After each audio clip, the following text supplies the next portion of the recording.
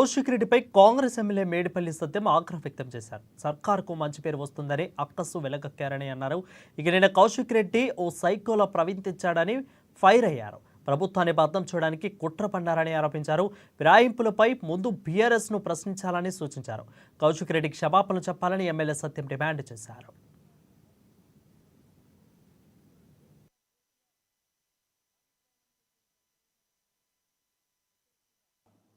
ఇట్లాంటి సైకో ఇవాళ కేసీఆర్ కేటీఆర్ హరీష్ రావులను కూడా కరీంనగర్ వేదిక నుంచి హెచ్చరిస్తున్నా.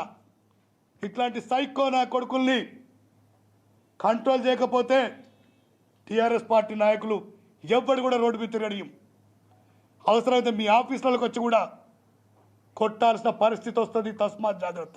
ఇవాళ కేసీఆర్ కేటీఆర్ హరీష్ రావులను కూడా కరీంనగర్ వేదిక నుంచి హెచ్చరిస్తున్నా.